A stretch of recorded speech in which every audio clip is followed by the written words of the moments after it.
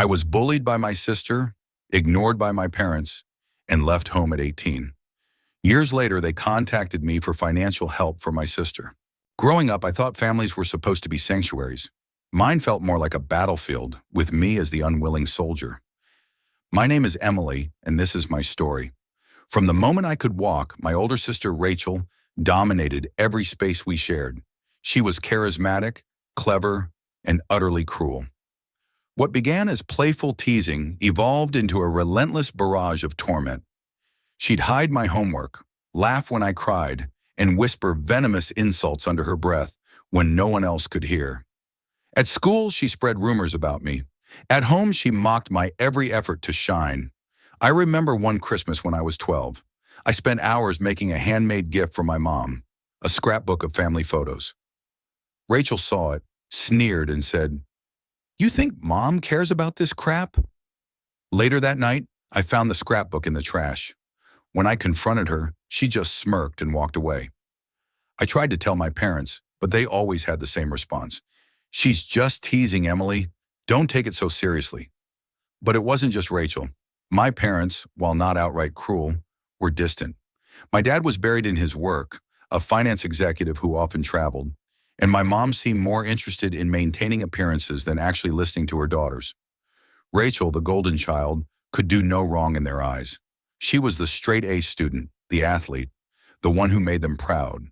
I was the quiet one, the one who blended into the wallpaper, invisible. High school was unbearable. Rachel excelled at everything I struggled with. She made sure to remind me of my inadequacies. When she got into an Ivy League school, the house turned into a shrine to her success. My parents threw a massive party, complete with catered food and custom decorations. When I got into a decent state university 2 years later, my dad patted me on the back and said, "Good for you, Em." Leaving home at 18 felt like escaping a suffocating prison.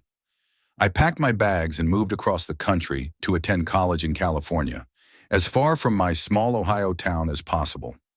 I worked part-time jobs to cover my expenses, took out loans, and lived on instant noodles. It wasn't easy, but for the first time, I felt free. Over the years, I built a life for myself. I graduated with a degree in computer science and landed a job at a tech company in Seattle. I worked hard, climbed the corporate ladder, and eventually became a senior software engineer. I bought my own house, traveled to Europe, and adopted a dog named Max. My life wasn't perfect, but it was mine. I didn't look back. That is, until 3 months ago. It was a rainy Thursday evening when my phone buzzed. I glanced at the screen and froze. It was my mom. We hadn't spoken in years. Hesitating, I answered, "Emily?" "It's Mom," she said, her voice trembling. "We need to talk." I could hear the weight in her tone, but my walls were firmly up. "What is it?" "It's Rachel. She's not doing well." Turns out Rachel's perfect life had unraveled. She had dropped out of graduate school, racked up a mountain of debt, and was struggling with severe depression. My parents, now retired and living off a modest pension, couldn't afford to help her. They wanted me to step in, financially. "She's your sister," my mom pleaded. "Family takes care of each other." I couldn't believe the audacity. After years of neglect and bullying, they wanted me to save the golden child. The same sister who had made my life a living hell. The same parents who had ignored my cries for help. "I'll think about it," I said, though my mind screamed, "No." For days, I wrestled with my emotions. Part of me felt vindicated. They had always chosen Rachel, and now they were reaping the consequences. But another part of me, the part that still yearned for a family, wondered if helping them might heal old wounds. Could this be a chance to rebuild bridges? I decided to meet them. We chose a neutral location, a quiet cafe in Columbus. When I arrived, I saw my parents sitting at a corner table, looking older and more fragile than I remembered.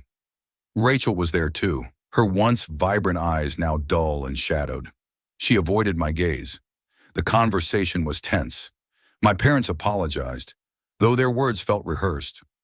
Rachel mumbled an apology of her own, tears streaming down her face. For the first time, I saw her as human, broken, just like me. I told them I would help, but on my terms. I wouldn't hand over money directly. Instead, I'd cover Rachel's therapy sessions and help her find a job. I'd also keep my distance emotionally, at least for now. It wasn't forgiveness, but it was a start. Months have passed since that meeting. Rachel is in therapy and working part-time. My parents and I are slowly rebuilding our relationship, though it's far from perfect. I've set boundaries and made it clear that my support is not unconditional. This journey has taught me that healing isn't linear. Sometimes the people who hurt you the most are the ones who need your compassion. But compassion doesn't mean sacrificing yourself. It means choosing who you want to be, despite the pain of your past. I don't know what the future holds for my family, but for now I've found a sense of peace. Not because they've changed, but because I have.